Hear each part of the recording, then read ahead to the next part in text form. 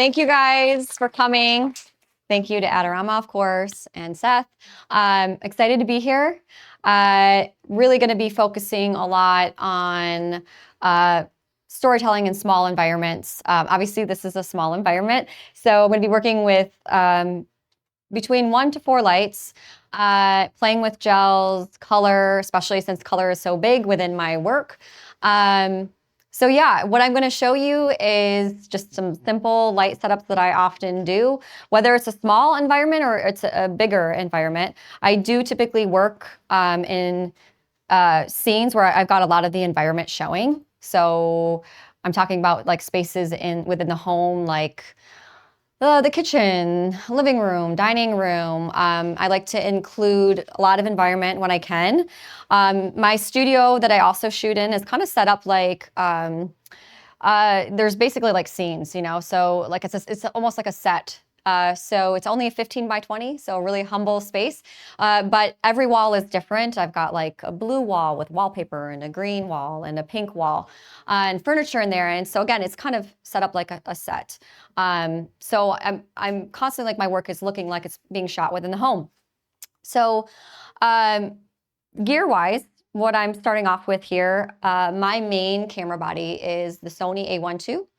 And the lens that I'm going to be using here is the Sigma Art 50mm 1.2 lens. That lens lives on my camera about like 85% of the time. I use the 50 a lot, and I love the 1.2, especially because obviously with that wide aperture, if I need to shoot wide or if I want to shoot wide, I can. I get that dreamy compression, bokeh, all of that, which is great. I also have the Sigma Art 35mm 1.2 as well, and that is a great storytelling lens. So I use that lens heavily when I do want to include a lot of environment. I'm also working in a really tight space, a really cramped space. So lighting, now let's talk about that. The lights that I'm using, obviously Profoto lighting. So my go-to lights are the Profoto A2s. So you can see here, let's see if I can grab one of these. I don't know if I have an extra one out here. I don't think I do. So I'll just take this one off. But you could see it is small. Okay, so it's the size of like a soda can, but it's powerful. It's 100 watt. It's obviously not as powerful as like the B30s, which I also have. The B30s are 500 watt. B20s are 250 watt. I don't typically need that much power. So I'm usually using these A2s. They work great for me. It's enough power for me. And again, they're obviously small, easy to bring with. And then the Click softboxes I use heavily as well. So the Click softboxes work with the A-series, Profoto A-series lights. It's magnetic and obviously very magnetic. Again, really portable, so they just like collapse down. I can easily bring them in my luggage with me, which I do. So I use these heavily. There are 3 sizes for the Click softboxes. There's the 2.7, 2.3, and the 2, and I use the 2.7 and the 2.3 the most. So the 2.7 is right here. That's my key light, going to be my key light. And then I'm using the 2.3, which is slightly smaller. That's going to be my fill. So again, these are the lights that I use most often. What I'm going to show you actually real quick too, while I have this off, is gels. So I use gels a lot. Let me see if I have that stack that I had earlier. So with the gels, I use these really heavily when I want to, just for a number of reasons. If I want to enhance mood, let's say I want to make it look like nighttime, I might pop a gel on my A2 and like bounce it off the ceiling and fill the space with a blue like color to make it look like nighttime. Again, it's all about kind of like enhancing the mood. If I want to mimic TV lighting, that would be another instance where I would want to maybe use a blue gel. Sometimes I use gels to enhance color. So an example would be, let's say I'm shooting against a pink wall and I really want to saturate that pink. Then what I do is put like a pink or a red gel right on the light. And then again, I would bounce it off the ceiling my studio ceiling is white, so it's a great reflector. Bounce that off the ceiling, fill the space with like a red or pink color. That's going to saturate that pink wall and kind of fill the environment with a really warm feel. So again, it kind of all depends on mood for me. But when I'm working with, like, let's say I want to put the gel inside the soft box, then what I'm going to do, and what you want to do, is you just pop it on the inside like this, and then attach your lights. What you don't want to do is this, because I've done it. I've made this mistake, so I like to show people this. You don't want to put it on the outside like that, because your light will fall off that. So it goes on the inside. Everything is just so easy with Profoto, like it's seamless, and really user friendly, obviously. So this is another, way to do it. And I'm gonna use gels both ways today. So I'm going to use them in the soft boxes, and I'm going to bounce them off the ceiling. Now the ceiling here is obviously higher, but it's white, and it'll work because I already tested it to make sure. So we are gonna be good with that. This is very casual. So, don't hesitate to ask questions if you have them while I'm even doing this. I'm an open book, and I'm happy to answer your questions. And then also, of course, I'll leave some time at the end, if you want to ask questions then too, that's fine. So I think let's go ahead and get started.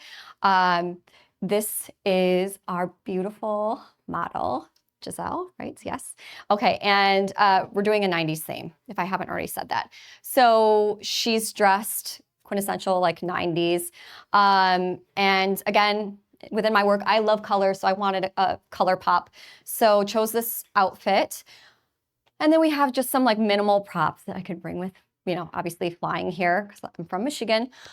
So what I'm gonna do, what I'm gonna start off with is just setting up my lighting the way I want it set up. So we're gonna start with the key, see what that looks like, and then go from there, okay? So this is my key light, my main light, if you're not familiar with what that means. And so this is going to be most likely like my strongest light. Right now it's set to 8. That's typically where I start with my keys. So point one would be the weakest, and then 10 would be the strongest strength. So I'm starting at 8 for my key. Now I don't have a grid on here yet, but I may end up adding one, and you're going to see why in just a second. So we start with just one light, go from there. So let's go ahead and get this all like connected and tethered here. Okay, great. Now, settings right now, starting off with 1/160 f9 aperture, and ISO is 400, and my Kelvin, it's at 5800. I'm gonna leave it at that. Normal Kelvin for me is anywhere from 5500 to 6000, but it depends on the camera that I'm using. When I do shoot with my Canon, because I also shoot Canon, I typically have my Kelvin around 6300. So I have my Sony lower. Okay, so we're gonna start off with just one light. Let's see. There we go. Okay. All right. So right off the bat, we'll go back to the other one because I double shot there. You could see pretty good light already right off the bat. With just one light, we have good catch lights in the eyes. The closer this soft box is to her, the softer the light, the bigger the catch light. So I typically do like to have my soft boxes really close, my lights close to my subject, because I gravitate towards soft light, but I also gravitate towards having really big catch lights in the eyes. The difference between an octa shape softbox and one that's rectangle, really the only difference, if they're similar in size, is just like the shape of the catch light. So do you prefer round versus like rectangle, which would mimic more of like a window, right? So I tend to gravitate towards having round. I typically don't just have one light though. So most of my images live with two lights. So I typically have a key and a fill. That's where they start. And then everything after that is just to kind of make the light more interesting. So my images live normally in a key light and a fill light, two lights. And then everything I add might be maybe to add an additional fill, so maybe a third light, maybe because I need more fill. Or it might be that I want to add some backlight, or I want to add like a fill with a gel, again, to make things a little bit more interesting and to enhance the mood. So let's add a fill. Now what this fill is going to do is it's going to soften the shadows here, because you can kind of see that the shadows are a bit dark and we have a little bit of like some clipped blacks in her hair. So we have a slight loss of detail there. And so what that fill will do is it's going to bring up the detail and the shadows. It's going to soften those shadows a little bit. It's also going to add a second catch light in her eyes, which I love. So I love to especially have both my soft boxes next to each other because it creates two catch lights in the eyes, and it really just makes the eyes pop, which is typically the first thing we are looking at when we're looking at a portrait. So we're going to go ahead and we're going to turn this on. And this is at 8. So for this one, I am going to have that be 7. So I have it one stop lower typically. That's my starting point. And then I tweak from there. So I'm going to bring this like over here a little bit in front of her, just like that. And we're going to raise this just a little higher. Not much. Okay. And we'll see what that looks like. Move this out of the way. It helps if we aim this a little bit more towards you. Great. Okay. Twice there. All right, so now we can see it's a little bit too bright for my liking. So I want to maybe bring down the strength of the fill. But again, that's where I would typically start. So 8 and 7. So we're gonna make that adjustment here where we're gonna bring down the fill. Let's bring it down to like 6, okay? So now it's 2 stops below. I'm gonna bring this back just a little bit too, I think. I have a bazillion lights right here set up, feels like. So we'll bring this back just a little bit. And then I brought down the strength too as well. Great. All right, now let's take another shot. Great. All right, so this is what I like to see. Now you can see that light is soft, it's directional. The shadows have been lifted, but they're still there, they're still existing, which is giving this portrait depth, it's giving it dimension. It's just a super simple light setup. And for me, this is a setup I would do for something like this, like a close-up portrait, but also just like in a big environment too. I would start here with just a simple key light, fill light, and then I might add another fill, bounce it like maybe off the ceiling to maybe lift the light in the entire environment. So if it was a bigger environment, that's one thing I would consider. Again, as I mentioned too, now we have 2 catch lights in the eyes as well, which is just making them really pop. So what's the purpose of moving the fill light back other than lowering the light level? So honestly, one of the reasons too is just to kind of get it out of my way. So it's not as close to her and I wanted to step back. So that's one of the reasons why I just moved it back. And then obviously lowered the level just because it was too bright. So really that was the only reason why I lowered or moved the light back. So let's make the light a little bit more interesting. I want to add some gels for this one. So we're going to use 1x3s. They are my favorite for like backlight, hair light, all of that. So take a look at these. I also love strips when I want to light a profile. So this is the 1x3. I've already put my gel and I'm going to use pink and blue for these. And I also want to darken the background too as well, because you can see in the original, there is a lot of light spill on the background, and that's not surprising given the fact that she's pretty close to the backdrop. I've got like this light, this fill aimed right at the backdrop, so it's pretty bright. So I want to darken that background a little bit more. So before I even add these backlights, because I have a pink and a blue, I am going to add a grid. And let's see, got the 2.7 here. So the grid is going to help with light spill. It's going to really darken that background. I like to have dark backgrounds because I like to isolate my subject, whether I'm working with a backdrop or I'm working in a bigger environment. So I'm going to bring this down real quick because I'm short and I can't reach the top of that. Okay. And you can see here, just Velcro's on is all. So this is going to help with light spill. It's going to darken that background, isolate my subject. Simple as that. So if you find that you have a hot spot on your wall that you want to like eliminate, you just add one of these guys. And I have them also for my 1x3 strips that I'm going to add. So we'll kind of find out if like I'm getting any light spill there. Okay. So let's add this back up.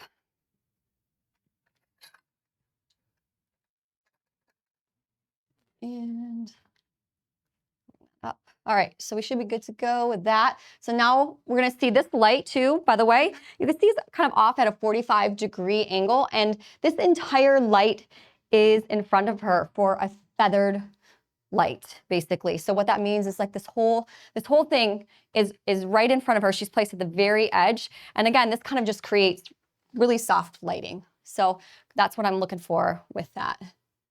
I might even bring that down just a little bit lower.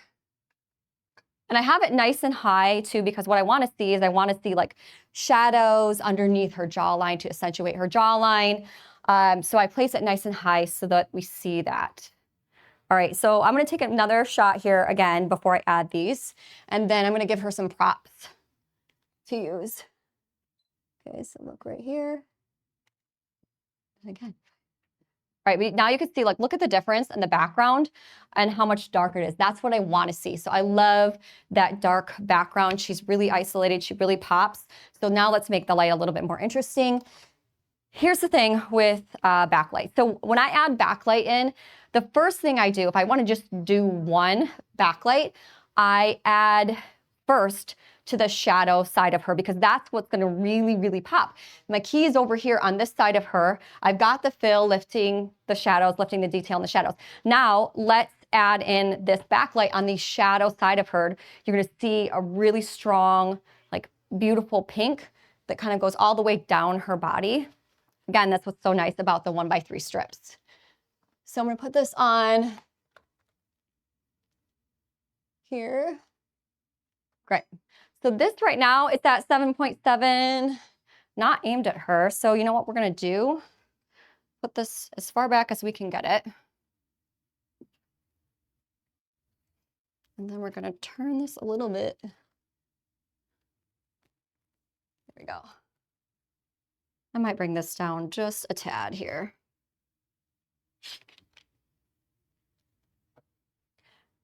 Just how I might have you like scoot forward just a tiny bit. Yeah, just a little bit. Yeah, and I'm going to bring this even further back because it's kind of in my way.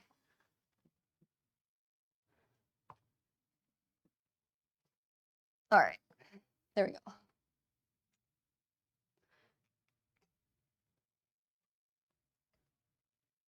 And let's give this a shot. So we're going to see. I think that should hit you really nicely. So this is 8. This is 6. That's 7.7. We'll just see what that looks like. Perfect. Okay. So this is pretty bright. That's because my aperture changed. Let's do that one more time.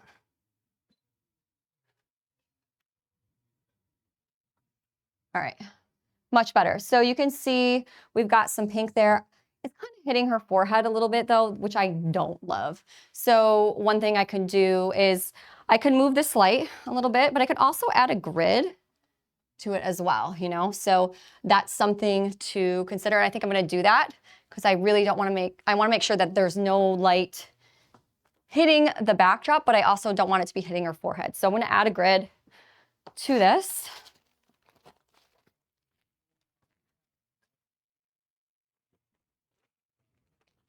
All right, and I do use a lot of grids on my lights constantly because I'm always like, I don't know, trying to control and shape the light, and I don't like a lot of light spill. And that's one of the other reasons I'm working with a lot of small modifiers. I know that, you know, I could potentially just use one light with a really big modifier and diffuser. But the problem I have with that method is simply that I can't shape the light with that sort of like modifier as much as I can with smaller ones. So I tend to gravitate towards using multiple lights with smaller modifiers to shape the light. So if I have more than one subject, I'm typically using 2 keys, like I assign a key to each person, and then maybe one big fill, whether it's bouncing off the ceiling or, you know, on an umbrella. The nice thing about bouncing is if you're working in a really tight space, you're not going to take up a lot of space if you're bouncing a light off the ceiling, right? Instead of like having to work with a really big umbrella. So that's another thing I'm thinking about. Okay, so now we've got this. I'm going to raise this up just a little bit more. Not too much. Okay, let's take one more shot, and then I'm going to give you something. Controller, maybe. Okay. Let's see. So not as much like light spill on her, but we are getting some on the backdrop right there. I think it is from what camera mode I am shooting in. So you mean like I'm in manual? That's, oh, I see what's happening here. So I'm shooting in manual. There we go. That's what was going on there.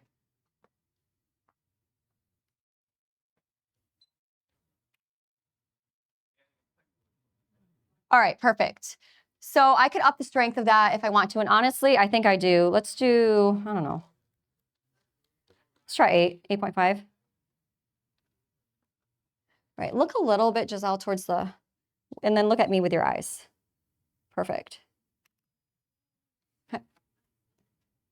That's great light right there. So you could see that pink a lot more now. So that's what I want to see.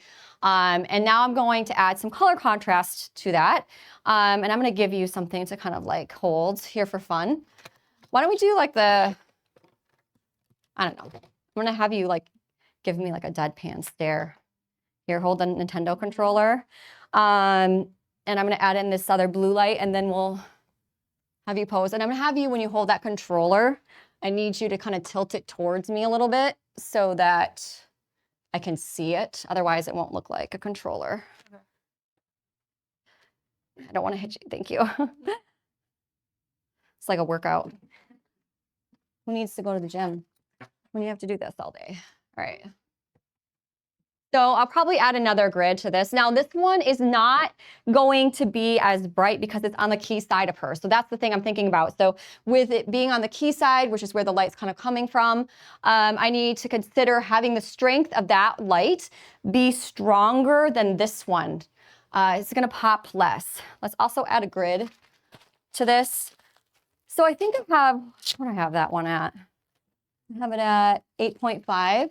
So I probably need this one at like 9 or 9.5. So yeah, keep asking questions if you want in the chat. I'm happy to answer them. Does anybody have questions here so far? Okay. No questions. What is this? This is brand new. And it looks... Hey, Eric, do you have the...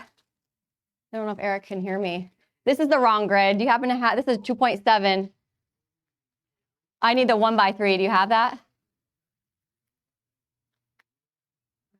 For me, you have it? All of a sudden, I'm like, this isn't the right shape. Here you go. How about Thank this? you. Yeah, that's perfect. Thank you. Let's look. I think it is. I think you're good. Thank you so much. All right, so now we got it. All right, so again, grids are just so huge. Like whenever I have questions about like, I'm getting a lot of light spill, why is my background really bright? I'm like, the first thing I say is always to add a grid. The other things to consider, moving your light away from the background, pulling that light away from the background is also going to darken your background. I'm so short, you guys, I have to bring this way down. There we go.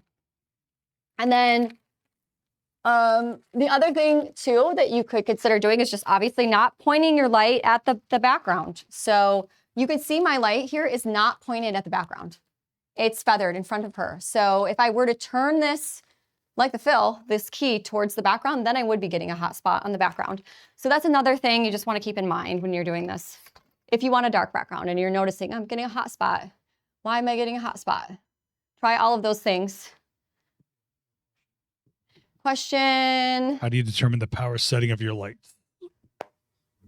You know what? I feel like I've been doing this for so long that I just know what my starting point typically is. So it is very normal for me to start with my key being at 8 because I'm using like typically the same lights, modifiers that, you know, I'm using here that you see today. So just from, I think, experience and practice, that's what I know to start out with. Now, if I am shooting in an environment that's not very controlled, like I'm shooting in a studio, I'm shooting in with, you know, within the home, I'm not like combating against like strong ambient light. But what if I'm outside and working with a lot of ambient light? Then that changes things. And honestly, if I'm outside, I'm probably not using my A2s at that point. I'm probably using a B20, which is 250 watt, or a B30, which is 500 watt, because I'm going to need that power, especially when I'm, you know, working against the sun. So that changes things. Again, those lights are so much stronger. I never have them maxed out. So I'm never, you know, if I have my B30, I'm never like having it at like even 9 or 10. It's usually starting point 7, 8, maybe. And looking at your Instagram, what do you use for inspiration for your images, movies, music? Thank you, appreciate it. So all of the above.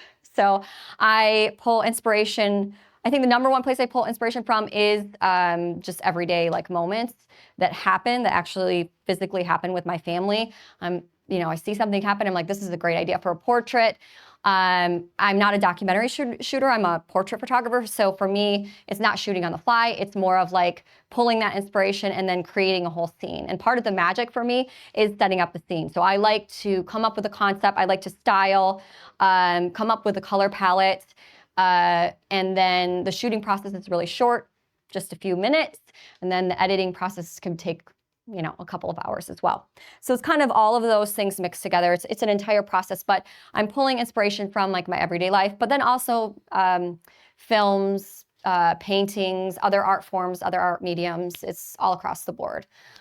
In general, tips, if your subject is a bit on the shorter side, but you don't want them to seem really short in your photos. Okay, great question. And honestly, what I would do is consider shooting like on the low side. So making them look taller by either shooting at eye level or even lower, make them, you know, look, you know, bigger than they really are. I do that with kids all the time. Sometimes I shoot the opposite and shoot kind of slightly above them when I want to make them look really small. So if I want them to look really tiny, I consider like getting higher than them. So, you know, that would be the opposite of that. So that would be my biggest tip, is consider getting like lower than your subject to make them look taller. And last question here before I photograph this one. Do you use light meters at all? I don't yet, but I did just get the data color light meter, which I believe is fairly new, and I'm excited to try and use that. So I haven't yet, but that is something I'm going to be using. And then we'll do one more here. What if the backdrop is white? Should we start with the power settings on low? It is really not about that. It's actually the opposite of that. I would consider doing the opposite of that. So if your background is white, I have this in my house. To make that background nice and dark, if you want to make it dark, let's say that's what your end goal is. If it's white and you want to make it dark, I'm assuming that's where that question's going. I would have your light actually be really strong, and then pull your light and your subject away from the wall, and then don't aim your light at the wall. You will make your background really dark just by doing those things. So something to consider there. I have that question like asked all the time because people are like, my whole house is like all white. How do I work with that? You know, how do I darken that? So great question. Thank you for asking. Let's see what this blue looks like. And can you hold the controller again? Just tilt it kind of, yeah, just like that. Bring it up a little bit. Yes. I know that feels awkward, but it doesn't look awkward. And I want you to give me kind of like, what was that? No, I was going to say, do you want me to look at you? Like, yeah, I want you to look right at me and give me kind of like a deadpan stare. Like you've been staring at the Nintendo for a while, okay? So here's the thing. The blue isn't really shining here. So this is what I'm going to do. I'm going to bring down my key a little bit. We're going to do like 7.5 to kind of lower the light. And I'm going to max it out to like 10 here. I'm also going to bring down my fill even a little bit more. I want things to be kind of moody. So let's take another shot and see where we land. Another deadpan stare. That's perfect. Could not be any better. Okay, there we go. That's what I want to see. Now, a lot of it's falling on her face, some of that blue. So it's honestly just an adjustment to kind of like move the light a little bit. If I don't want some of that blue hitting her face. I will say this with gels, I want to see that color. Like I like to have skin tone be neutral in most cases. So you could see this white light, the key, that's my main light source. That's overpowering the gels like on the front of her face. So we have some white light on the front of her face because that's the strongest light. But those gels are filling color in like the shadow areas of her. You can kind of see that here. So I like to see the gels on the skin a little bit, but maybe not that much. So I'm gonna just kind of shift this kind of more behind her, just a tiny bit. It's just kind of a micro adjustment. Now, here's the other tip I want to leave you with. When you need to adjust your light, you notice like something's wrong, do one thing at a time. Don't do multiple things. So make a micro adjustment. So you feel like something's off, make one adjustment, take a shot, test it out, see what it looks like, and then make another micro adjustment. So that's the tip but one of the best tips I can give you. I personally can get really overwhelmed if I make too many adjustments at one time. So I just do baby steps here. So we're gonna try this again. Another deadpan stare. Perfect. And light didn't go off. We'll do that again. The key didn't go off there. Now it did. Okay. So you can see there, you can see a little bit of my light, not a big deal, but I could move it back just a tiny bit so it's not on the shot. I will sometimes edit out my lights in my shots. So I don't have a problem with my lights kind of showing in my shots. I try not to do that because it can be a pain, obviously, to like edit that out, right? But there are some instances where I have to have the light in, and so I just try not to have the full thing if possible. So if a little bit of the softbox is showing, it's not a big deal. Let's do this shot one more time, and I'm gonna actually up this pink a little bit more. I wanna see a little bit more color. Right, you're rocking the deadpan stare. Have your mouth open just a little bit more. Yep, perfect.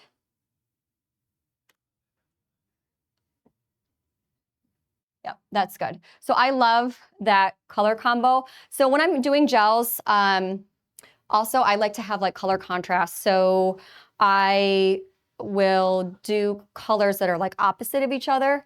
So, you know, that could be like complementary colors. It could just be like a cool and a warm tone. This would be an example of that, where I've got a cool and a warm tone. Are there any questions so far on like this setup here? Simple setup, yeah. Stack gels, absolutely. Yeah, that's such a great question. So I do have some gels where I'm not like I want to use them, but I'm not getting enough color. And a perfect example of that, there's a Profoto like lavender color. And that lavender, like if I want a purple fill in general, it's really awesome, but it doesn't give me much. So what I like to do to saturate that a little bit more and then also kind of shift the color a little bit is maybe add a pink with it. It's gonna make that lavender a little bit warmer, of course. It's gonna change the color, but I will stack gels sometimes to saturate a color a little bit more or just to create like more of like a custom color. I do that. Another example would be like, let's say you wanna create a nighttime fill. Maybe you add like a blue and a purple gel together and bounce it off the ceiling and fill the space with, you know, that color. So that's another thing to kind of consider. Let's do just a couple more with like different props. And then we're gonna get to the blinds shot, which I really wanna get to. I'm gonna show you guys, this is the blinds here, as you can see, they're white. And I'm not gonna make them white, I'm gonna make them blue. So that'll be the next thing we do. Let's just change the prop just for funsies. So, because I've got all these like random fun 90s props that you know, I haven't put batteries in it, but I need to because I need to see if it works. I have like Mario Kart in there too, which is like the best. So it needs to happen. So for this one, I don't want to see the back of the Game Boy is the problem. So I think this is one where we really need to have you turn more. So let's have you do that. And I will actually bring this over more for like a profile shot. I'm gonna actually have you kind of look down at the Game Boy. So let's see what that looks like first. And I'm gonna just pull your hair back just a tiny bit. Yeah, that's perfect. Okay. Turn a little bit towards me, just a little bit. Yeah, that's perfect. And now look down, yep, just like that.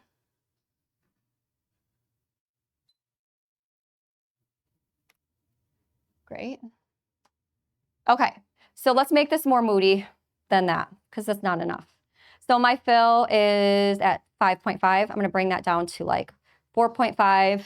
My key is at 7.2, so I'm gonna bring that down. Let's bring it down to 6. I feel like with these profile shots too, I think you can get just a little bit more creative with your lighting and a little bit more moody. There we go. So, and I can keep playing with this. So like that blue is really strong. It's too strong for my liking. So I could bring that down to like 8.5 because it was maxed out at 10. But look at that pink. I love how that pink is falling in her hair. Let's do it one more time. Can you bring the Game Boy a little bit closer to you so that like to your face? Yeah, I know it feels awkward. Yep. And angle it a little bit more towards me. You're perfect. There we go. Okay. So that's the kind of color that I want to see. That looks great. Now, there are instances to, like, let's say the Game Boy was working and I use these strobes. One of the things that kind of happens is that something like the Game Boy or like TV lighting or a lamp or an oven light that you might have in your shot, again, just thinking about working in big environments. When working with strobes, a lot of times they will overpower that practical lighting is what it's called. So what I'll do is I'll bring in lights, motivated lighting to mimic that light. Okay, so if I have a TV or I have a lamp would be a perfect example. So let's say there's a lamp like right here behind her, and it's on, but when I'm photographing her, that lamp doesn't really look like it's on. There's not a beautiful like warm glow. I could turn the power of my lights down, but I typically don't want to do that because I have an aperture of anywhere from f8 to f10 because I want everything to be kind of sharp in my environment.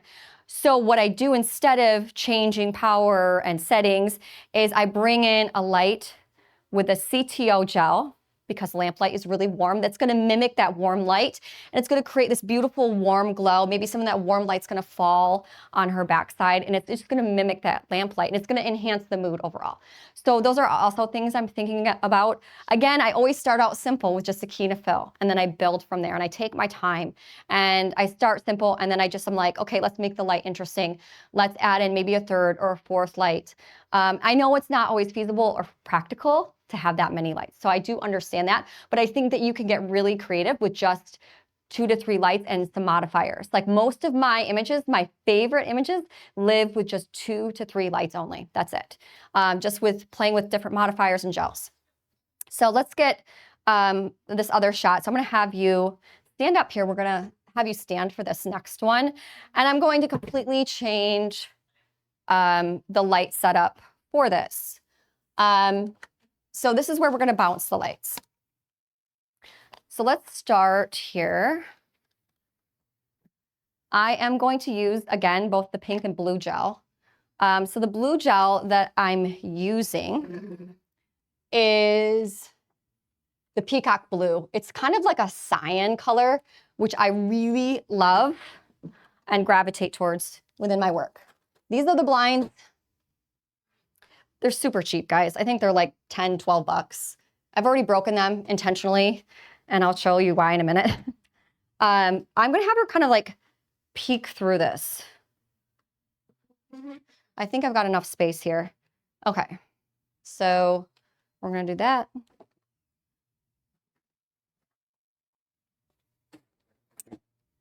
Now I'm gonna bring this up just a little bit.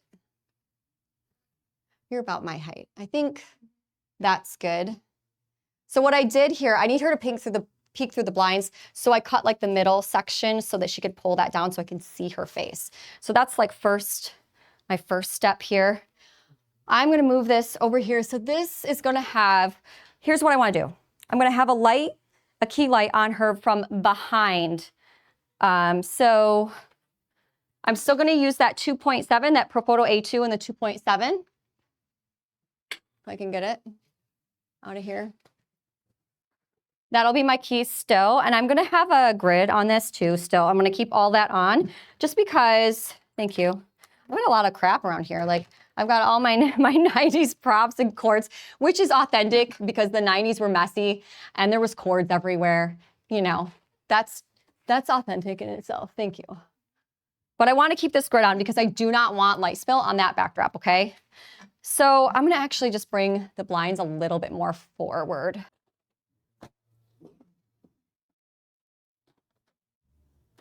All right. So I need to bring this now that she's standing up a little bit higher, again, because I want to see that nice shadow underneath the jawline. Now, Giselle, when you're standing here like this, I might need to lower the blinds a little bit. I want you to stand kind of a little bit back. Further back you are, the more we can see your face, okay?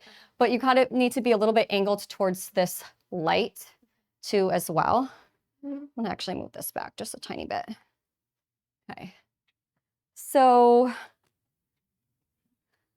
yeah, you are really kind of perfect where you are right now. And then I need you to just kind of look in the direction of the light. So let's start right now with just the key and we'll go from there, okay? So we haven't changed, we haven't added the gels or anything like that to the lights. So we're just working with one light right now so I can make sure that my key is where I want it to be. Okay. And question, when you go somewhere to shoot someone's house or workplace, how long does it take you to set up and be ready for what you intend to do there? Great question. It depends.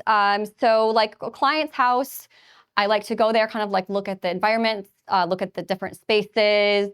You know, the perfect example would be like, let's say I need to shoot in a nursery. It's gonna take me maybe like 30 minutes to set up my lights, kind of style the room a little bit. So one of the things I like to do is I do like to add some messes to the shot. So I'll put some toys on the floor, some books on the floor, layer my lights. I do keep things a little bit more simple in those type of environments, like when I'm going into a client's home versus like at home when I'm playing and experimenting. Like it could start really simple and then I could get really creative because I have a little bit more flexibility there and no time constraints versus like at a client's house. So most of my shots at like a client's house will live, again, 2 to 3 lights only. And it's very common for me to have that only take like 30 minutes. Now, if I'm at home, it could be anywhere from like 1 to 3 hours for styling and setting up. So that includes, so 1 to 3 hours includes styling the scene, setting up my lights, and shooting. So 1 to 3 hours. Sometimes it takes as much as 4 hours, but that's pretty rare. So that would be common for me. All right, so let's see here. Why don't you look through the shot, just like that, perfect. Now, here's the thing. This line is cutting through your face. So what I want you to do is kind of like right there. Yep, and then look towards the light a little bit. And then look towards me. Actually, come back this way. I like it right there. Yep, perfect. Okay. And look at me with your eyes. Perfect. Okay. So you can see now just one light. She's looking through the blinds. Already, I kind of like this. Like already, it's great, but I want to add some color to this, and it is a bit dark. So one of the other things I can do, I like the mood. I like it to be kind of moody, but we can add like, I don't know, like let's try 7. I think we're at 6.5, so let's do 7. Great. That's perfect. Oops, didn't mean to do 2 there. Okay, that looks really good. So that's where I want my key to be, something along those lines. But I want to add in some color, so let's add in some color. So what I'm going to do now is add some fills in. I want to make these white blinds blue, so that's what I'm going to do next here. And I'm going to add a blue gel to this, which is right in here. Now, one of the cool modifiers, let's see, we have it, we do. Okay, this is the Magnum. So this is the Click Magnum, and what I'm gonna do is I'm gonna aim this light up to the ceiling, bounce it off the ceiling, fill the space with blue. But if I need more power, one of the things I can use is this Magnum. And this Magnum, you can see, has like what, like a silver metal like finish in here. So it's gonna up the strength of your light. It's supposed to up it by like 1.7 stops, but it can maybe like a stop, basically up the strength of your light. So if you're like maxed out, you need more power, this is your friend. So we're gonna try it without the Magnum because maybe we don't need it, I don't know. We'll just see what that looks like. And I'm gonna have this be pretty strong. We're gonna have this be like, I don't know, 9.5, so almost maxed out. Any questions on this right now? Let's see. Do you ever do a mobile visual of a client's home space, like virtual VO, to see if the space is good enough before booking your appointment? Yes, if I have to. But typically I would like to go there physically, but it doesn't always, of course, work out that way. So, you know, I also do that with wardrobe. So I like will do like Zoom chats or whatever I need to do with a client beforehand to help them with wardrobe as well. Because one of the reasons they're probably booking me is for my use of color. And so for someone who isn't maybe artistic, it can be really hard to come up with like a color palette.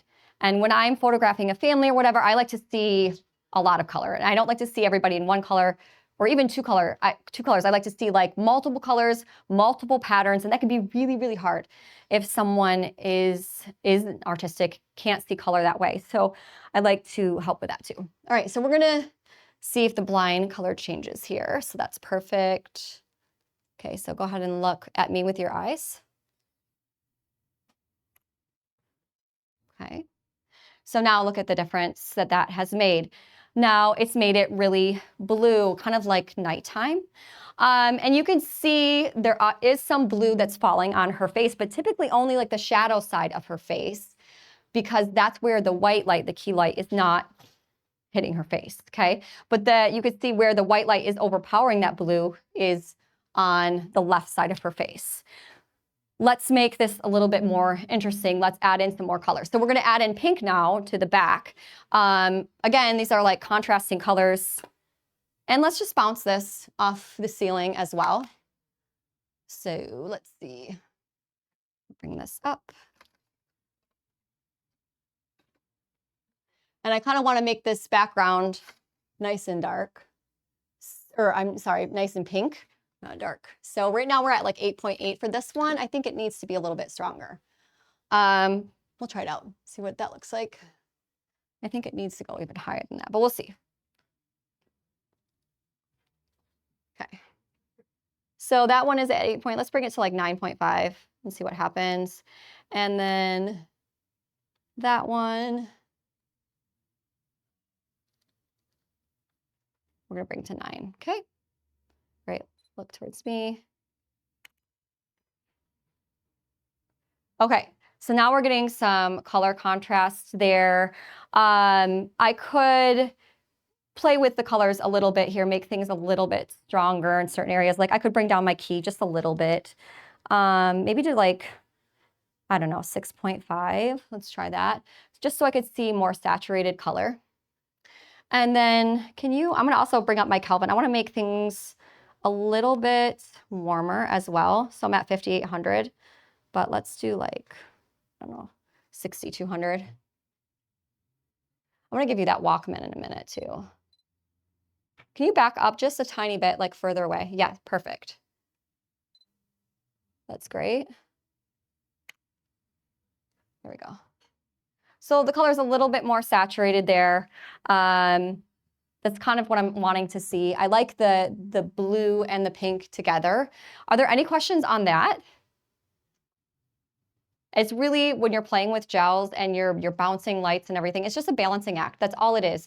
When I am setting something like this up, it's not like an immediate thing. Like sometimes I nail the settings, the shot, all the modifiers right away, and sometimes I don't. And sometimes I'm tweaking things, adjusting like the power of the lights. That's really it. So let's add in a little bit more story to this. So the Walkman, I don't know if we'll see it. We're gonna try. Obviously this is like a close-up portrait, but it matches your outfit like perfectly with the pink headphones. You may actually move them. Yeah, why not wear them? Because I don't think we're seeing your neckline. Yeah, So I think it's better agree. to like, and then hold that guy. I don't know if this works either. We don't have batteries in it, but maybe. Okay. And then some questions on this. Let's see. Would you recommend using pure white blinds? I was given some that are almond colored. So that would be interesting. The almond color is probably gonna be a little bit warmer, right? So I would say that if you're using a cool color, that may be a little tricky. So if you're using like a blue gel, you wanna make them blue, because the blinds are almond, they're a little bit of a warmer color. That's gonna be harder to shift that to blue because it's a warmer color. It's picking up like more yellows and stuff. So if you wanted to shift it to like something really warm, like pink or red, like change the color of the blinds, really easy to do if it was that color. So it just kind of depends. But you could do it, again, it's, you know, if you wanted to make it blue, just some things to consider, upping the strength of the light, the power of the light. Next question here, how much do you charge and what is the deliverable? So that depends. But for a client session, my package is $1,750. And that includes 25 images. So I don't give them a lot of images because there's a lot of setup and editing involved. But they also get like a photo album as well with their package. Now, if I have to travel to that location, then that's a different story. But my base package starts at like $1,750, and then it goes up from there, depending on what they want. I typically don't book locally because I live in a remote area, and most people aren't going to be paying that. So I wouldn't be booking locally, and so I'd have to like add in things like flight, hotel, all that kind of stuff. Have you ever faced any issues with colors during an outdoor shoot, especially when using creative color gels? Not really. So I do use my gels outside. So one way that I've utilized gels outside is shooting through a window, like photographing my subject through a window. And I want to make it look like nighttime. So I use my lights with like a blue gel to make it look like nighttime just by aiming that light right at like the house or the barn or whatever I'm shooting through. I guess the biggest issue that I have come across is just time of day. So if it's like the middle of the day where it's really sunny, that's where it can get really tricky because you typically, of course, need a lot of power at that point. So like my A2s would not cut it there. I would need like a B30, which is 500 watt, in order to overpower that ambient light. So I think that's like the biggest issue that I face. Okay, so let's do this real quick. I don't know if there's more questions. I'll answer those in just a second. Okay, so can you do the same thing? Hold the blinds down just like that. You don't have to hold the Walkman up. We just kind of need to see the headphones just like that. That's great. Perfect. There we go. I love how that looks. There's not a ton of light in her eyes, so that's one thing I could just be conscious of, is like maybe having her like look a little bit more towards the key light. Why don't you actually do that? Look that way. That's perfect.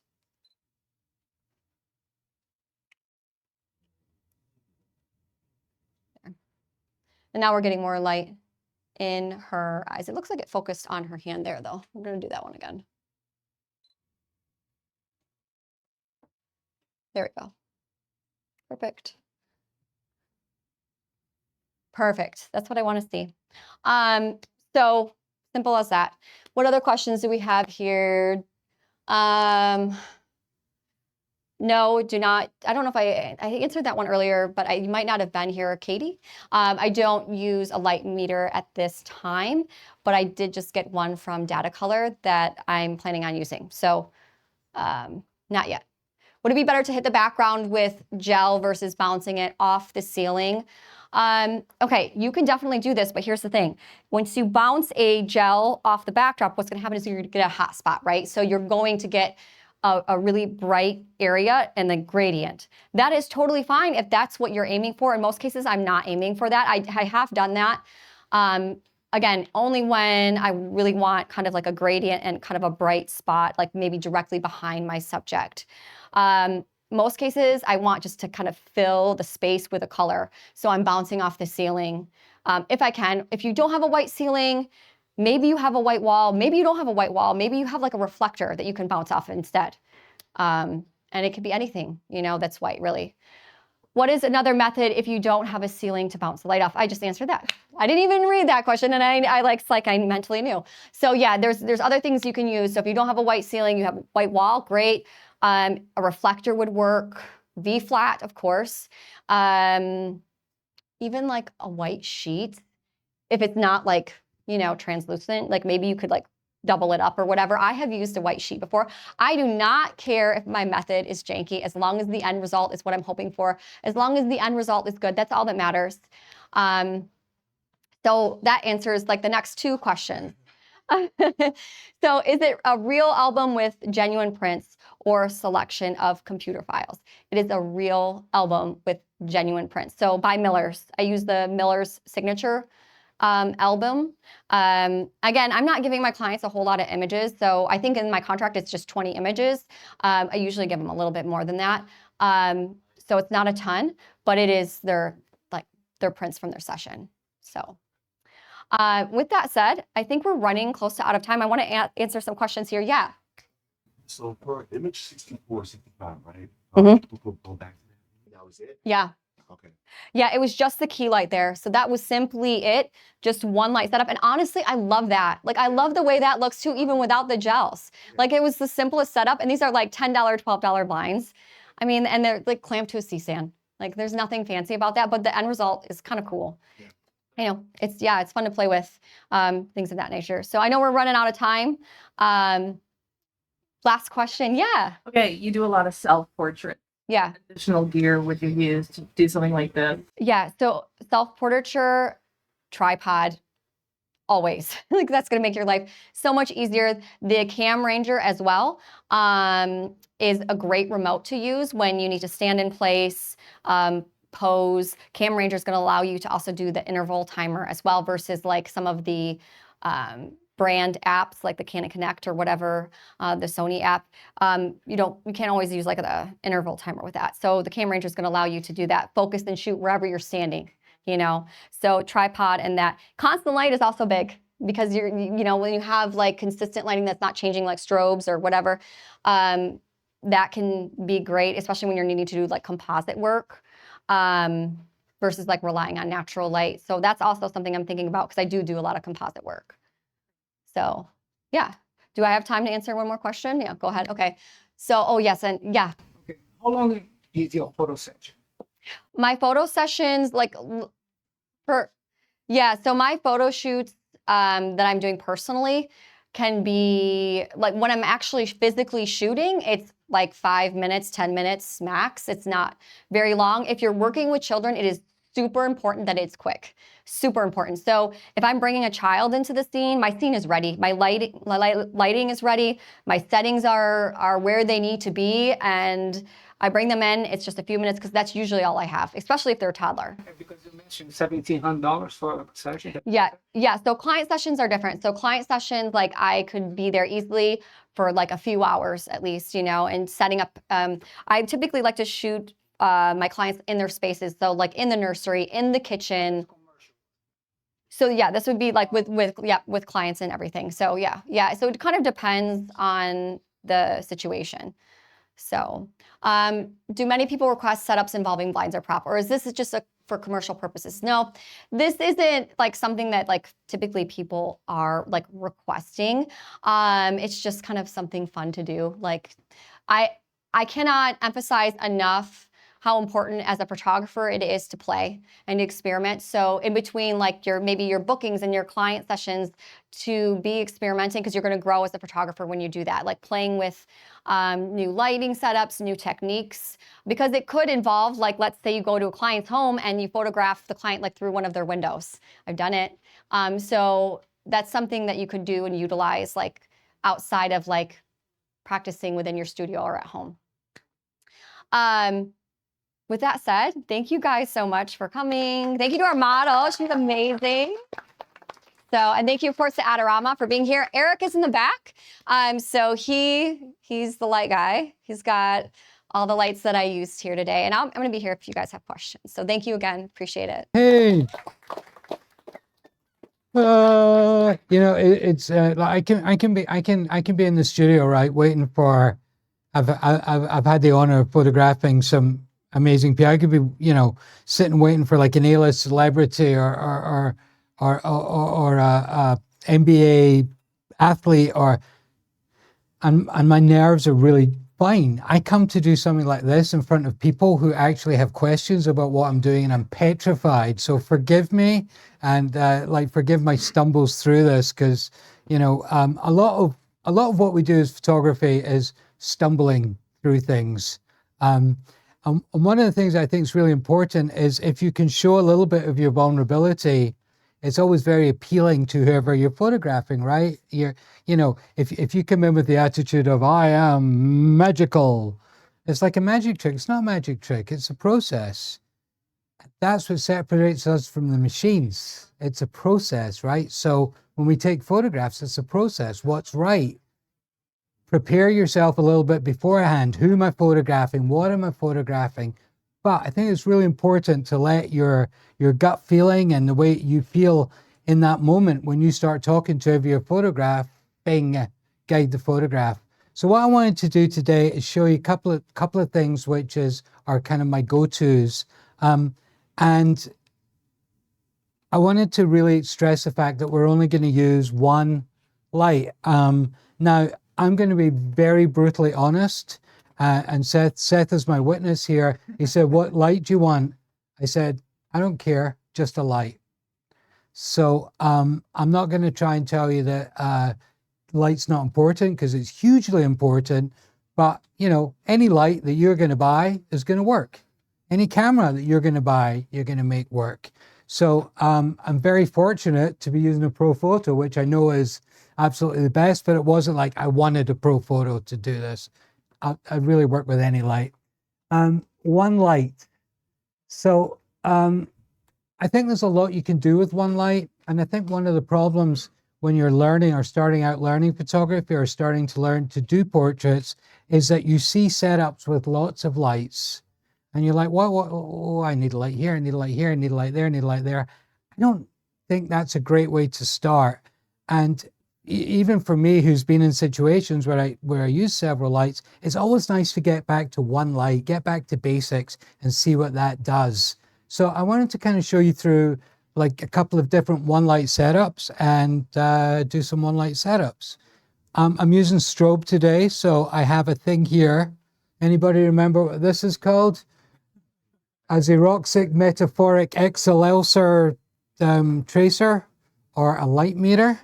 And I like, even though you don't kind of need it, I like getting an idea of where my light is just by using this. And, you know, we're just going to turn it on. I'm going to take a reading and then I'm going to explain to you what I'm doing. So what basically, and should I just skip this or should I tell them what a light meter does? Do you want to know what a light meter does or should we just move on?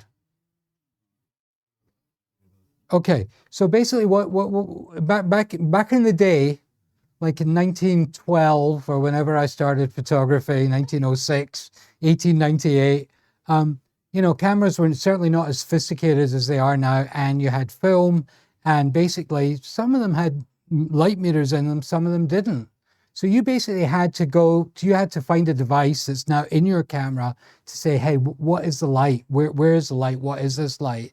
So you had a device called the light meter. This is a digital one. So basically what this does is basically you flash the light at it, or you can use it for daylight, and it'll say, okay, if you're using f4, then you want to be 125th of a second at whatever ISO. So basically it tells you what's happening with the light. It tells you how it's hitting it. Now, I find it really useful because sometimes when I'm working and I'm using my digital light meter or looking at a screen might not be calibrated. It might be a different screen than I'm used to. And I actually don't know what this photo looks like. This is actually going to tell me what the light's doing, and I can rely on it again and again and again to get consistent results. So I use one. I have one, this one right here. His name's Fred, the light meter, and I use them all the time. So basically how it's going to work with strobe is I'm going to ask Leary to just hit the strobe. I'm going to put this pointing at where my camera will be. Okay. And basically it's going to tell me, does that work? Yeah. It's going to, can you see it? It's going to say at 5.6, 125th of a second at 250 shutter speed. That's what that does. Now, let's say that I want it to be f4. I can move it so it will show me what f4 is. So for f4, I would be a 500, sorry, f4, I would be somewhere different, 250th of a second. So it just tells you what's what. So I know that I want to shoot around f5. Well, I don't actually want to shoot around f4. So I'm going to try and get it to f4. 125. Let's pop again, Leary. Okay. So I changed it to 125 and I've got f4 at 250th of a second, 250 ISO. I know where to start off my camera. Oops.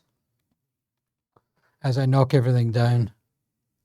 Stop touching the camera. Okay, so yeah, I basically set my camera to these exact settings, 125, bada bing, bada boom. And then you've got this thing here that's sending the light out. Hi. So we got this thing that's sending the light out. Sorry, so let me just show you what this is. It's a single head. It's a white reflector dish. And in the white reflector, we have a white grid.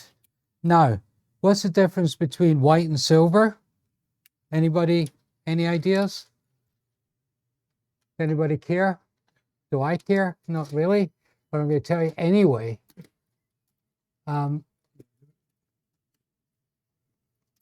So Seth is going to put that back in for, different reflectors do different things. So, you know, you've heard about a silver umbrella or a white umbrella or a gold umbrella. What a white umbrella does, it's very flat, the way the light bounces, nice and flat, and comes out nice and flat. Now, a lot of people use silver because that's specular. So when the light hits the silver, it goes, it comes out all different ways. Back on camera. Jeez. Sorry. So we're not going to worry too much about all this technical stuff. This is the light Seth gave me. Seth, that's not on correctly. Is that in correctly? Yeah. Okay, sorry. See the spring? Just messing with them. So we're not going to worry about, we've got white today, and this is what we're going to use. So this is our white light, and I'm going to point it at our subject.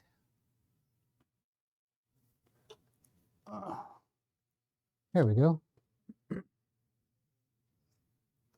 Now, let's do this wrong to start, all right? That was actually a little correct. Let's do this wrong. Let's have it a little lower.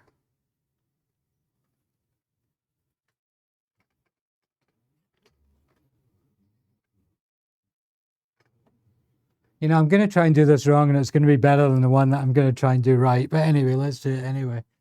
All right, so this is where I would never, ever start with a light, but let's just see where it starts. We've got our camera set up, and this is where the magic happens, because usually people just do that, right? Take a photo, and there's the photo comes up, or not. There, oh, actually not bad. Told you it would be better than what I wanted to do. But here's the difference, right? If you're a photographer or if you're just taking pictures, I'm going to come to this young man and go, hello, how you doing? Now, see how he smiled? See that? Just one communication, one hello, and something's happening between us. How's it going? Where'd you get that hat? Oh, thinking shot. You see that now? Not being funny. There's a shot. He's thinking, right? All of a sudden, I'm producing images where I'm making something happen between him and I. Now, listen, I could just say, give me your very serious look, right? Oh, there we go. Very good. Very serious look. You know, this guy's too handsome, making it too easy. They're asking what camera and lens you're using. Leica?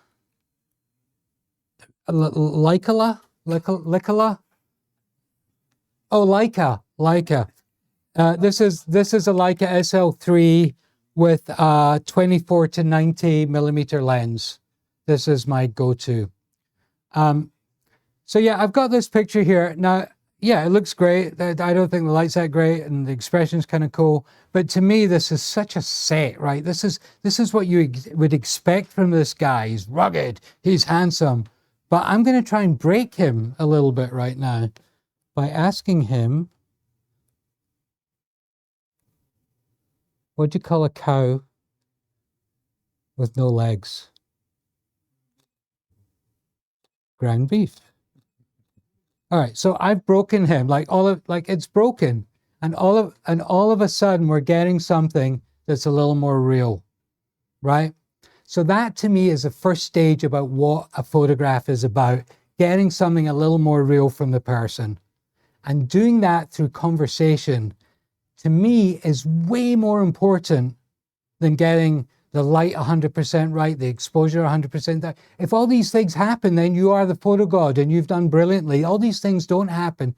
What you really have control of in that second is that communication between you and your subject. So in saying that, let's try and get this light a little better. So I always try and start with what I call a 45-45. And it's probably not right, but the degrees. But anyway, what I mean by that is I want to be 45 degrees this way to the person. Seth, you set up the C-stand wrong, because that should tighten. You did it. But Don't even. I'll let it go just because it's you. Please. And then what I'm going to do is I'm going to come here and I'm going to go 45 degrees this way. Do you understand what I'm saying about the 45-45? And I'm going to put this light on this person. Right. So handsome, I can't stand it. There we go. All right. So there we go. And this to me is better light. And now I'm going to bring in this subject to kind of have a conversation. So where were you before you got here? East. East. Where's East? Long Island. Long Island. How's the snow? Deep. Deep, really? As deep as your eyes? Really? Oh, that's deep. That's deep. Would you have 3 feet? Not quite. No? 2.5? Like men always usually exaggerate by about 6 inches, don't they? I mean, when they're talking, even if it's about snow. Okay, so listen, I haven't even looked at these yet, but as you can see, I think the light's better. And all of a sudden, in some of these shots, we're beginning to tell a little bit of a story.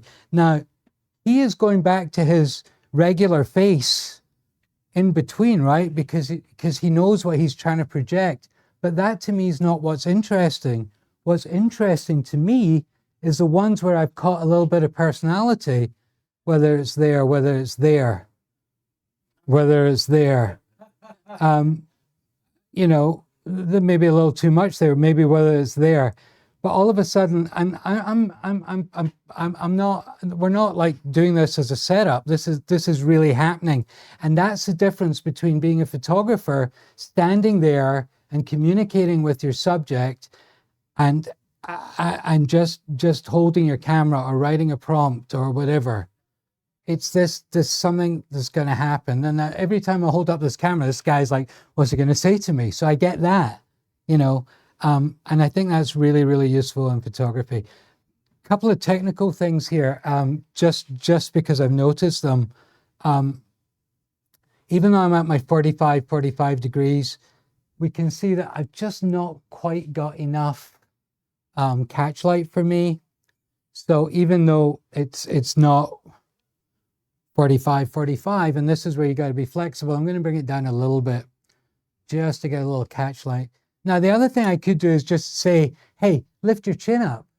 But as soon as you start telling people to move their head, to lift their chin, you end up with, you know, that picture when you've told them to do 44 directions and then you're like, that's the picture. It's like, I've seen that this guy likes to keep his head at that angle.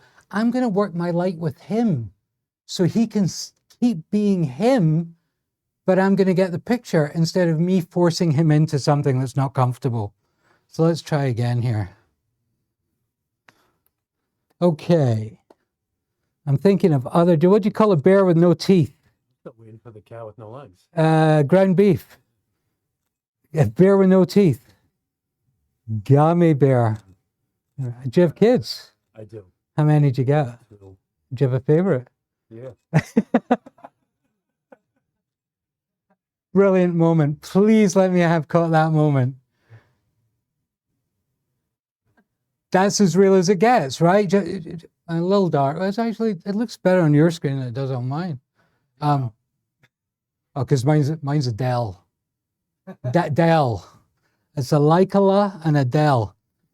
So, that's what I'm saying about the light and the difference between, you know, just taking pictures and making a portrait, and everything else is inconsequent. And you know, it's wonderful to have great equipment. Listen, I'm so lucky. I have a Leica camera.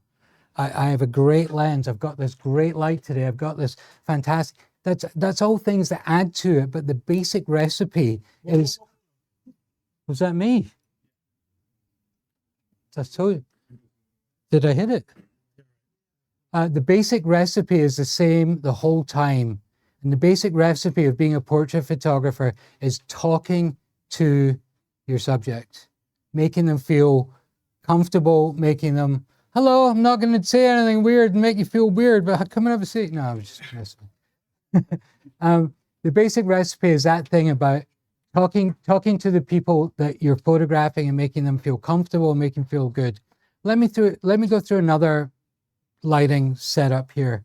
So that's the classic 45. And I don't know if you guys, let me just take one more and make sure my exposure is correct. The light moved? Well, I'll be all right. Okay, here we go. Nice. Okay. Okay, we got kind of nice light here. Now, before I move this light, I have this black here, right? Now, when you have black, you have something called a negative fill. So basically what happens is this light, some of it is banging off here and just being absorbed.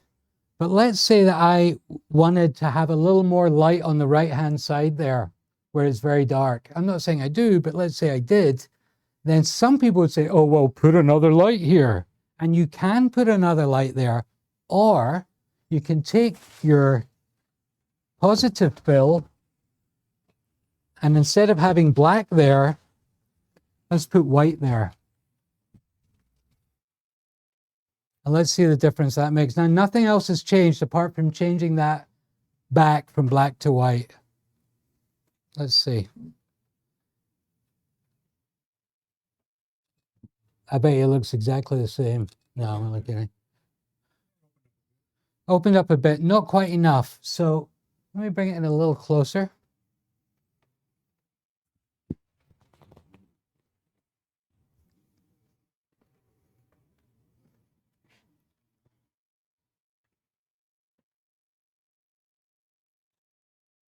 Oh, so handsome.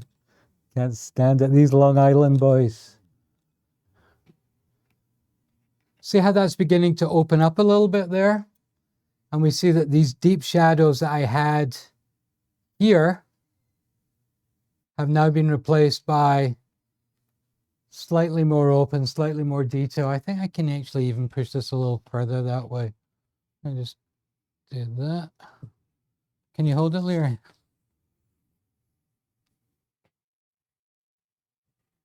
There we go.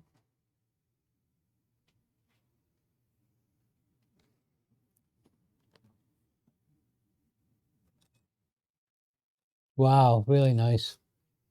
Okay, sorry. So now let's just jump back to here. Okay, and then without changing anything apart from that side light, we've got to here. And I think this is really key because people say, well, why, I'm actually, to do this shot, you would actually think that you need two lights, but with just one reflector, you can actually change the photo as much as from, have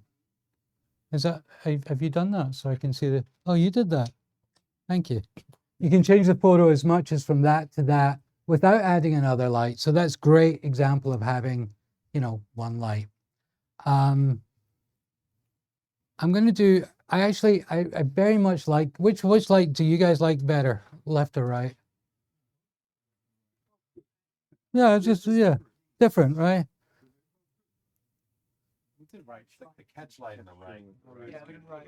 Catch light on the right is kind of cool. I actually think the right, I think I'm going to go for somewhere in between. So I'm going to move it back a tiny little bit. And then let me actually do what I would do for like almost a session.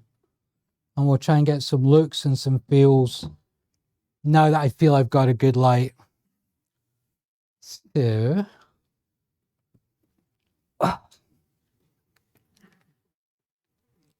oh, look at that look. So, Connor, you want to know a true story? So, when I was doing this, we've chatted on Instagram before, and when this came up, oh, that's really pretty. Oh, that's really pretty. When this came up, it's a little down, isn't it? I don't know. Not bad. Anyway, when this came up, you put a comment saying, any chance I could get in front of that lens? I was like, it's not beyond the realms of possibility. It'll only cost you a Diet Coke. So when he showed up, he brought me a Diet Coke, and that's why we're sitting taking some photos. But that's great. That's lovely. Okay, happy thoughts. So what are your kids' names? Yeah, and Alexa. And which one's your favorite? Can't tell you. And which one's oldest? It's up to you. That's your favorite. Yeah. And how old are they? Almost 19, almost 22. Wow, are they still on Long Island? They are. Yeah, what are they doing at school?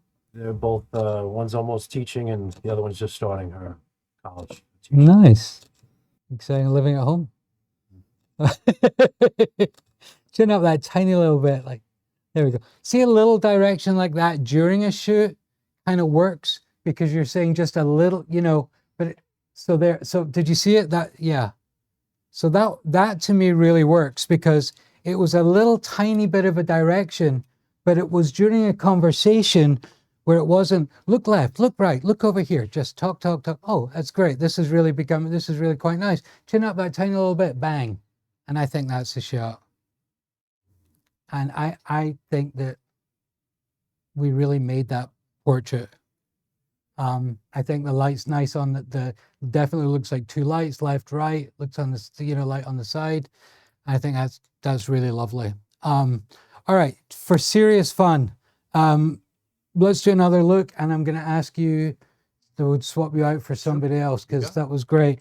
And as I say, right, it's very easy to photograph a model for hours and hours and hours, because that's what they're paid for. But unless anybody's a professional model here, which if you are, that's great. If not, does somebody just want to have a picture? You want a picture? Okay, well, give us a second. Come and have a seat. So, and this I also think is really important. When I see a lot of demos, photo demos, you have this gorgeous, I mean, this was that person, but you have like gorgeous people sitting. It doesn't matter what angle, what light, whatever.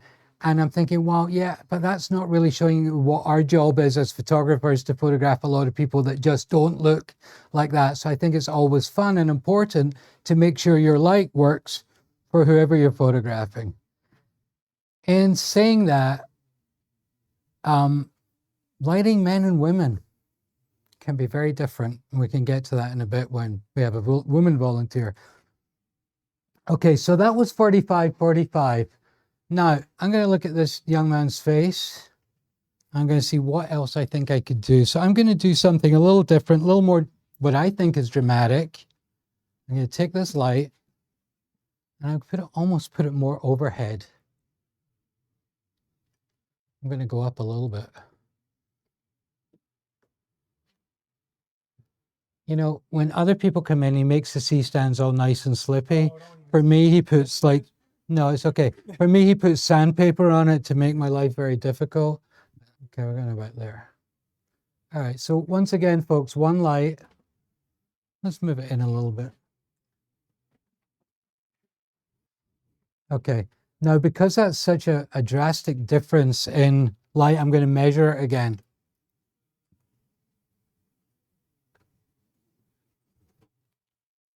So I'm just going to hold my little light meter out. I'll get a reading. Anybody got any questions? Excellent. Leary, do you have the answers? Oh, sorry, once more. 5.6. So we're a stop brighter. But I think for the skin, can that go down even more, less than 3? Yeah. I've got to get 2.5. Yeah, okay. So I've turned my light down a little bit. Let's see what happens. Hello. And how are you today? I'm doing great. Now, here's the other thing which I've noticed about photography. Well, not currently, but when people photograph men, they tend to kind of go for that heroic and it's slightly underneath, you know, hero angle. And then women, people are always like, you know, like up. And I'm trying to change that dynamic a little bit. So when, you know, and it's very strange because when I photograph a woman, I'm usually like, I'm at eye level and they're like, can you bring the camera? I'm like, no, you don't want that little thing anymore. You want to be shot like an empowered woman. And I think that's really important, but we'll get there when we photograph a woman, but we'll do that kind of like slightly from below angle. Eyes into me when you're ready. What's going on? Did you have your hair done before you came out? No. I just bring it up your forehead a little bit. There we go. So how long have you been growing that? More than that. Oh, 30 years. 30 years. Jeez. Nice. Wow, look at that. Great. Great. Happy thoughts. Whee! Woohoo! We're going to be rich. What? My children Well, they're going to be rich. gotta be rich. Exactly. Okay. So I'm doing this exactly on purpose for this reason, right? I kind of like what's happening here with one light, but there's not a lot happening with one light. Okay, so I like the way the light's forming now, but I want to fill this. So a lot of people would say, put another light on, but what we're going to do is we're going to fill it with just another piece of card. So what we're going to do, I use a piece of box there. Use this. And what we're going to do is we're going to just take another piece of fill card. and we're going to hold it here. It's very nice holding it for me. And we're going to bounce that light back in. Oh. Let's see how that looks. Children, how many do you have? And do you have a favorite? And a girl. Not quite enough. Let me see. Great scene. Let me just bring it back out a bit. Let's try that. Could be the first fail of the evening. Let's see. Do you have a favorite child? Oh, it's beginning. It's beginning. I just got to get a little more on that fill. I'm glad they're not here. Huh? I'm glad they're not here. I'm going to turn my flash up a little bit as well, get a little more power. And I think this should do it. How old are yours? My daughter's 33 and my son is 22. Nuh-uh. Did you start when you were 12? You're not old. There we go. Oh, am I still a little down on the light? I need a little more light. I go to 3.8. I'm just going to... Also pitched away from it. No, I know. I know where the pitch is. Let's try that.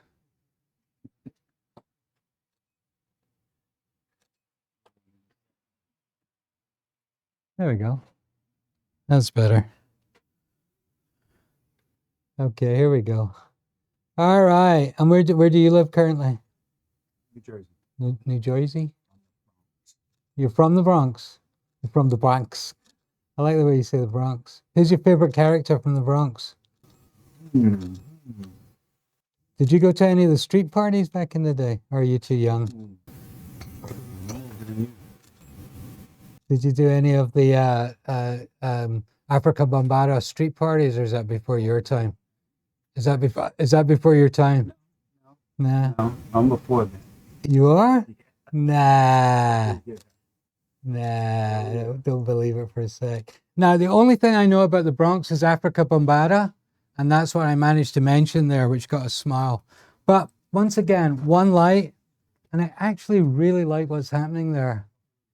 I think it's really interesting. I'm not sure that's exactly the right light for this, but we'll keep going. Actually,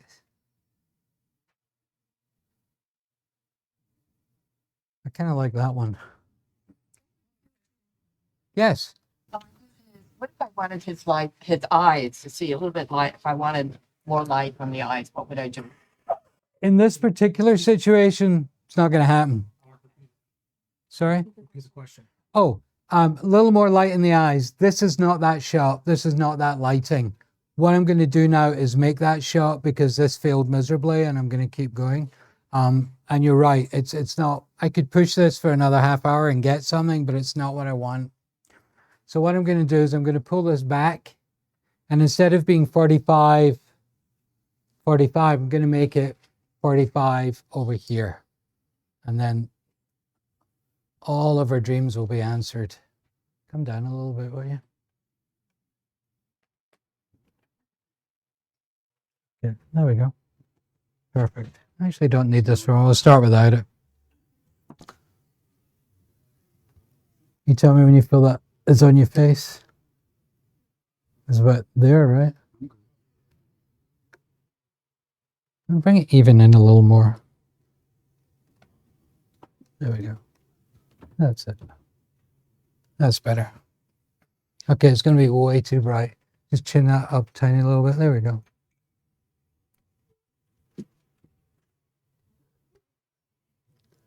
Any other questions while I'm trying to make this light work? Kidding. All right, let's try that.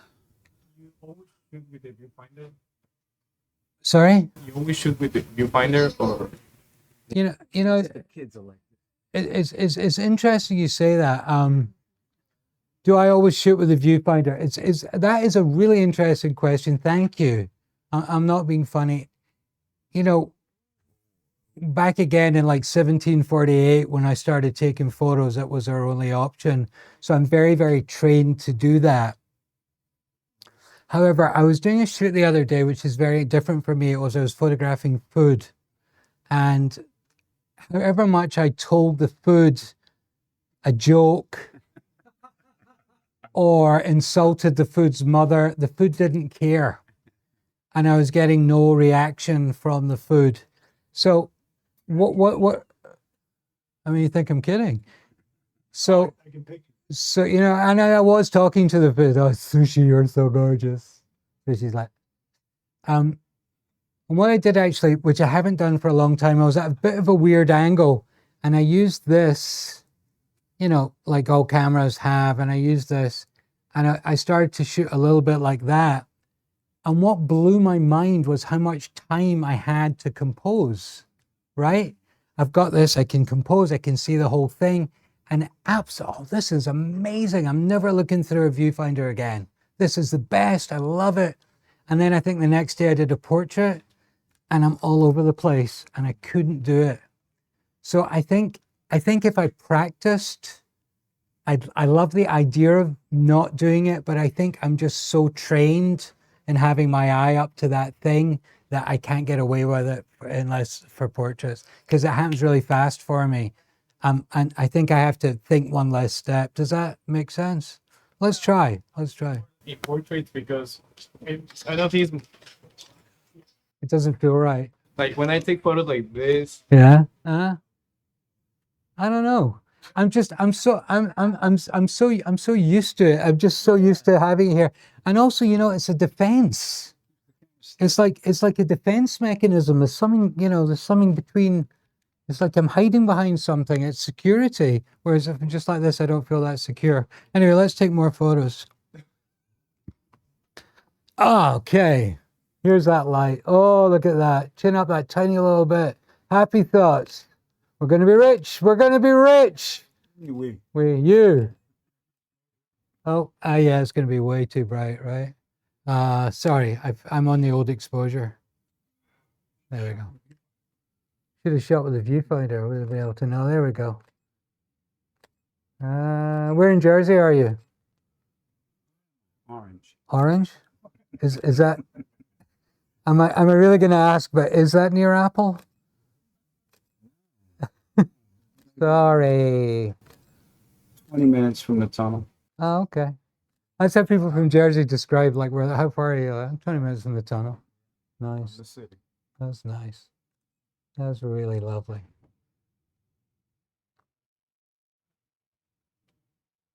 Still too dark in the eyes, right?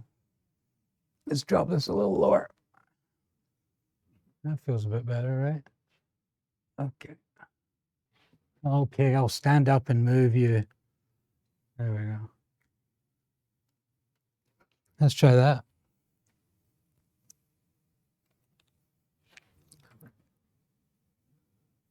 Nice. That's lovely. So you don't look much older than the last time I took your photo in 1987. I think that's when it was. That's how long ago it was. Right? Nice. Yeah, there's some real feeling in these.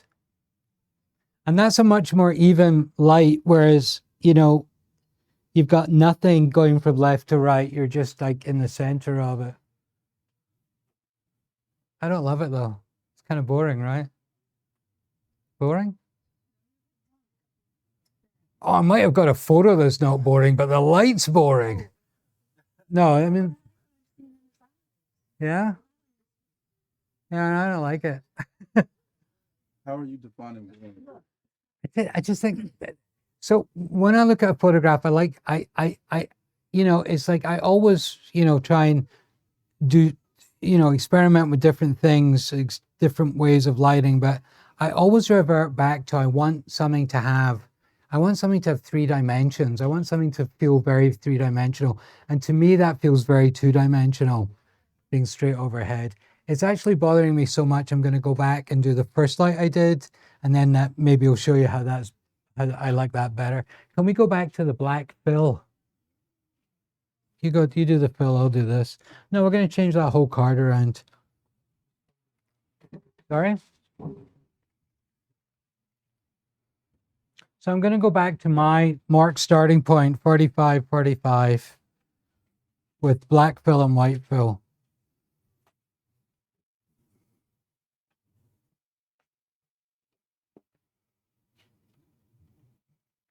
There we go. See, I see how much I like that better already.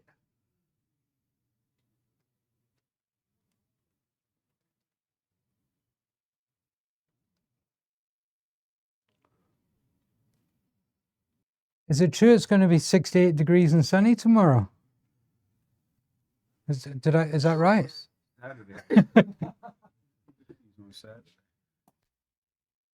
Back to the old standard.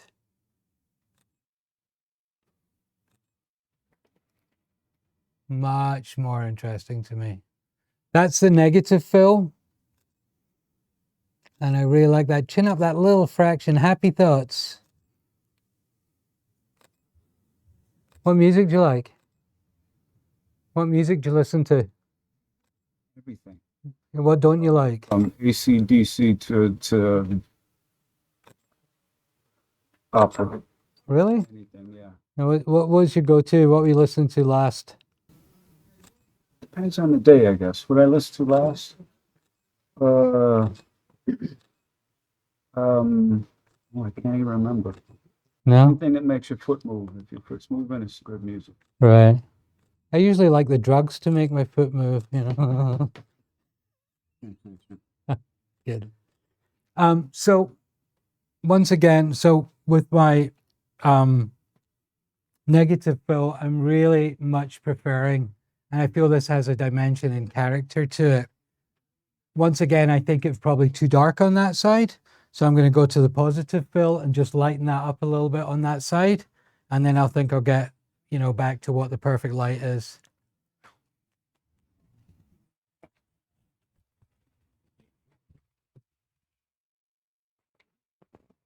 Strobe is hard. You're laughing?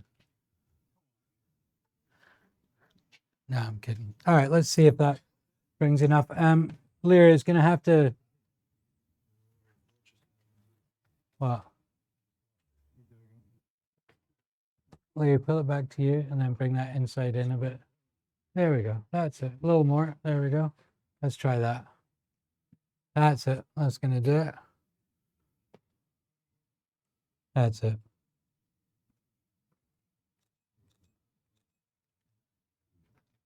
Got enough? No, a little further in, Lyra. There we go. That'll do it.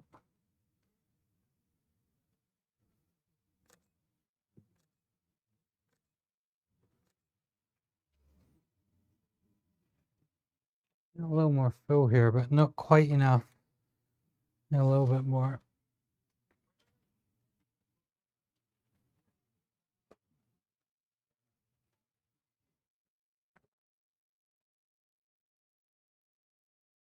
There we go, right there.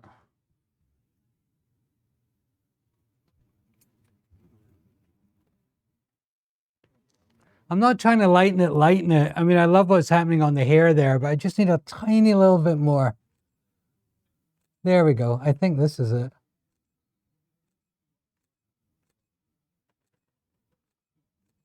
Yeah, that to me is exactly a little hot on the face. Let me go down a tiny little bit. 2.4. There we go. That's it. Lovely. All right, and then we do the conversation. Conversation. Happy. Smiley. Laugh. Inner voice, Mark. Keep your inner voice to yourself, buddy. Don't let the inner voice come out, because that's when things get scary. So there we go. And I think that is, to me, a way more interesting light. And I think I probably got a couple of portraits in there. What do we think? A lot more range of tones. Yeah. Yeah, and I love what's happening, like, for instance, there, or like these ones where the dreads are really getting that little bit of full light on the inside. Yeah, more detail. Yeah, I think they're kind of nice. Maybe not that one. Let's start one up, Larry. Always, yeah, I always crop foreheads. I'm not sure why.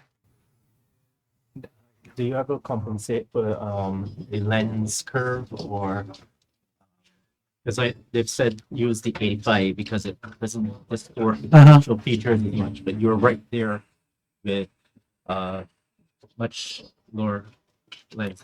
So this is a 90. I think the question is, why do I use an 85 or why? Sorry, no, I was saying in terms of the distortion and being so close. Oh, yes, I like to be very close to people, and if I use a wide lens, then it tends to listen. It's a great look. I know people that do that very successfully. If I have anything on my camera that is wide, I am lost. I just really need, all the time when I'm shooting, I find art directors say, oh, pull back, pull back, pull back, because for some reason I tend to get closer and closer and closer. Because for me, it's not, the only thing that this picture is about for me is that face. And if I can frame it in such a way that that's what it says, it's like, well, you've cut off the top of my head. Well, your top of your head doesn't say anything to me. Your eyes, your mouth, your nose are what speaks to me. So if I can do that, I feel very good about things. Anybody else? Questions before we move on? And yes. Back to the first light. Yeah. How'd you get the light in his eyes? It's low enough. It's low enough so I can see it. And once again, it's like it's a real true example of what happens for me is that I'll experiment and I'll push and I'll try new things. And then I slowly creep back to where I was. And maybe that's because I've been doing it for 30 years and I just know what I like. Or maybe it's because I'm not pushing the boat out far enough and I should be trying further. Or maybe it's because I haven't used strobe since 1847 and I'm actually quite struggling with it tonight, which is honesty. I used strobe for 30 years. I think at one point I was quite reasonable with it. And here's me thinking, yeah, I can use strobe, and I'm back putting a strobe on for the first time and I'm struggling a little with it. And is that reasonable? Honest? Yeah, I'd say it's honest. It's honest. Yeah. It might not be reasonable, but it's honest. I use continuous light. What? Do you really want a continuous light? Not at all, because of politics and branding. So that's why I just came in here super confident. Yeah, give me any strobe. But I'm making pictures, but my inner self is a little like, would it like that? For the record, we appreciate you coming in and going at something you haven't done in a long time. All right. Don't have to talk it up. But anyway, let's photograph somebody else. Can we photograph a young lady? No. Young lady? Young lady? Yay, okay. Thank you, bud. Clap for the guy. Come on.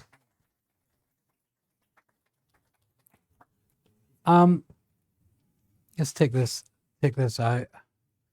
So this is this big thing which, I think we all struggle with, is when I'm photographing men, and I suppose I'm predominantly known for photographing men, I find it a lot easier because you can rake light across their face and show every pore and every detail.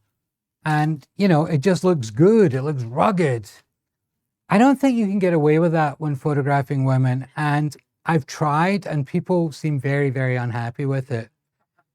So it's a tough call for me, because how to find a light that works for a woman that is maybe a little more flattering, but also able to keep the 3-dimension and the things about that photograph I like, and I find it challenging.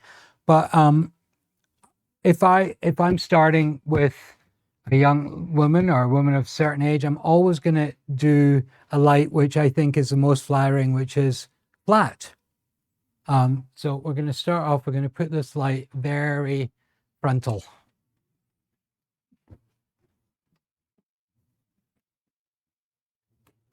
And I'm going to try that 45, 45 again, but very frontal, very flat light.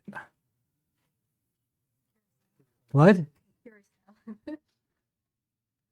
And this is what I think you would call conventional beauty light. Yes. 45, 45, that's up frontal bit. Yeah, no, this is 45, not 45, it's just 45. It's not this. What? Just 45. 45 0. Or 45 3. There we go. Okay. And let's try it. Where are you from? Oh, you're from China. So you were born in China. Wow. Born and raised in China. How long have you been here? Yeah. You want to go home? Okay. Bring your head round to me straight. There we go. That's it. Lovely eyes. Ooh, look at these eyes. Where'd you get them?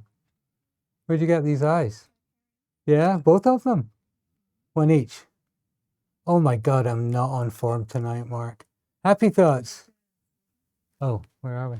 You know, it looks good on my screen, but my screen seems to be about stop, right? Let's go down. Yes, you do. Everybody has a mono. That's lovely. Good. Lean into me just a tiny little bit. Bring your chin forward. That's lovely. Wow. Very nice. And what are you doing in New York? Are you studying? What are you studying? Oh, my major is data science. But What science? but What science? Data science. Data science. What's that? I started with computer science. Uh-huh. But recently I've been doing like a journalism program. Right. And how's that going? Pretty good. Yeah. Kind of intensive. Are you taking any photos? Yes. And like, what are you documenting? We're just like doing kind of MLS, like straight interviews. Uh-huh. Turn your body a little that way, and then bring your face back to me. That's nice. That's great. Like what you were doing there. But so it was about what were you saying? Like data science, right? And what is data science? You had to sum it up in one word, in like a sentence. Like a multidisciplinary field combined like 3 major fields. Oh my God, I'm so lost already. Right, but you like it. Beautiful. You're doing great. Oh wow, that's pretty.